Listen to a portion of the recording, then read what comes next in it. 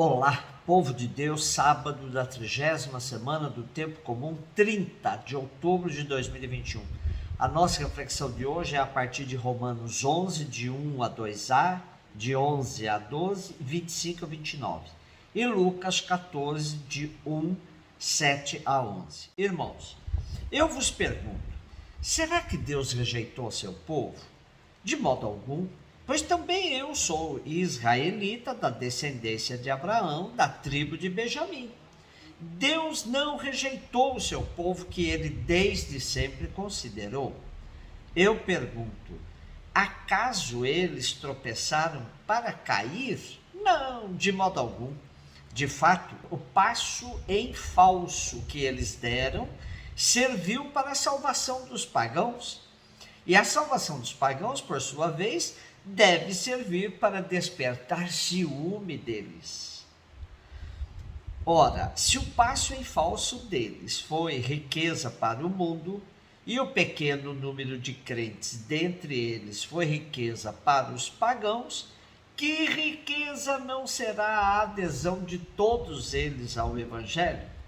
Irmãos, para não serdes presunçosos por causa da vossa sabedoria, é importante que conheçais o mistério, a saber, o endurecimento de uma parte de Israel é para durar até que a totalidade dos pagãos tenha entrado na salvação. E então todo Israel será salvo, como está escrito, de Sião virá o libertador. Ele tirará as impiedades do meio de Jacó. Essa será a realização da minha aliança com eles, quando eu tirar os seus pecados. De fato, com relação ao Evangelho, eles são inimigos, para benefício vosso, mas com relação à escolha divina, eles são amados, por causa dos patriarcas, pois os dons e a vocação de Deus são irrevogáveis. Dos capítulos 9 a 11 da carta aos Romanos, Paulo trata do mistério de Israel como povo eleito, que rejeita a salvação trazida por Jesus Cristo. Paulo sofre ao ver seus compatriotas fora da salvação. Uma controvérsia entre os estudiosos da Bíblia é sobre a porcentagem de judeus cristãos e de cristãos vindos do paganismo na formação da comunidade de Roma. Essa comunidade, que não foi fundada por Paulo e nem sabemos bem sobre suas origens, levanta uma série de hipóteses. Uma delas é que será que há duas igrejas em Roma, uma mais composta por judeus cristãos e outra com predominância dos gentios? Não, parece que de fato era uma só igreja e que quando Paulo escreveu esta carta à igreja de Roma, era essa igreja formada em sua maioria por gentios convertidos.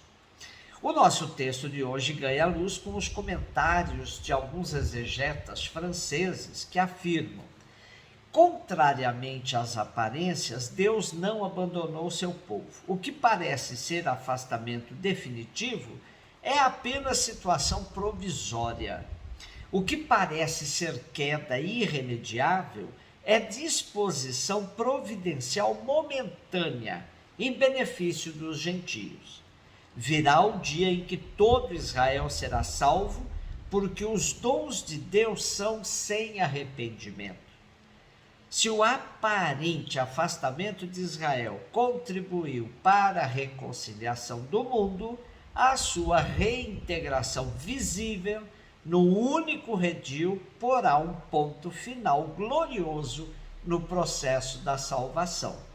Embora inimigos do Evangelho, os judeus são amados por Deus por causa de toda a sua trajetória histórica. Sendo assim, os gentios são salvos pelo Evangelho e os judeus pelo amor de eleição de Deus Pai.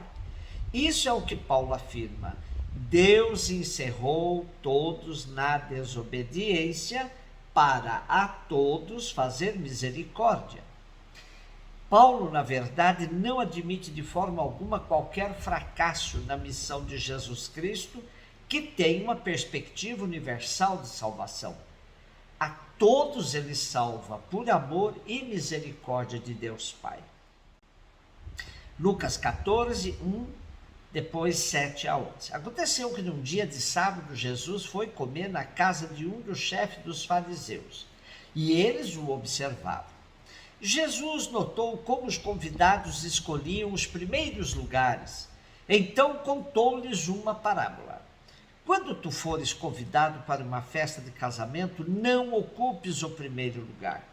Pode ser que tenha sido convidado alguém mais importante do que tu, e o dono da casa que convidou os dois venha te dizer: dá o lugar a ele. Então tu ficarás envergonhado e irás ocupar o último lugar. Mas quando tu fores convidado, vai sentar-te no último lugar. Assim, quando chegar quem te convidou, te dirá: amigo, vem mais para cima. E isto vai ser uma honra para ti diante de todos os convidados. Porque quem se eleva será humilhado, quem se humilha será elevado. Jesus era um profundo observador do comportamento humano e extremamente sensível quando tal comportamento servia para manter aparências e rebaixar quem quer que seja, sobretudo os pobres e pequenos. Por isso, Jesus critica o conceito de honra baseado no orgulho e ambição que geram aparências de justiça, mas escondem os maiores contrastes sociais. A honra da pessoa humana depende de Deus, o único que conhece a situação real e global de todos os seres humanos. Essa honra supera a crença que o homem e a mulher tudo podem por seus próprios méritos. Quem pode tirar a pessoa humilhada de sua situação de inferioridade é Deus, pois ele exalta os pequenos e derruba do trono os poderosos. Podemos constatar o amor de predileção de Jesus pelos pequenos, quando acolhe as crianças, as mulheres, os enfermos de todos os tipos. Escolher o primeiro lugar revela um comportamento presunçoso que Jesus reprova absolutamente. Como bem nos recorda o padre Giovanni Saraiva, da Arquidiocese de Fortaleza, comentando sobre Charles de Foucault. No mundo utilitarista marcado por vantagens, atitudes e comportamentos assintosos, na busca dos primeiros lugares, em detrimento do bem maior em favor da humanidade, seja no Brasil, na América, em todo o planeta, recordamos a vida do bem-aventurado Charles de Foucault a ensinar à criatura humana e especialmente aos seus seguidores a misteriosa importância do caminho da contemplação, da oração e do último lugar. Ele que radicalmente se colocou no último lugar com sua vida em harmonia com o Evangelho, reservada e discreta, não se esforçando para converter ninguém, mas querendo fazer uma única coisa: proclamar bem alto o Evangelho com a própria vida. E o nosso irmão, o bispo dos povos indígenas da Amazônia, na diocese de São Gabriel da Cachoeira, Dom Edson Damião, destaca algumas características do irmão Carlos de Foucault na sua busca pelo último lugar. Diz Dom Edson: Charles de Foucault anunciou Jesus por meio da presença fraterna, testemunho de amizade e solidariedade junto aos muçulmanos. Meu apostolado deve ser o da bondade. Vendo-me, os outros poderão dizer: já que esse homem é tão bom, sua religião deve ser boa. Se me perguntarem por que sou manso e bom, devo dizer: porque sou servo de alguém muito melhor do que eu. Ah, se soubessem o quanto é bom meu Senhor Jesus. Gostaria de ser bom para que dissessem: se assim é o servo, como então será o Senhor? Confessou um dia o irmão Carlos.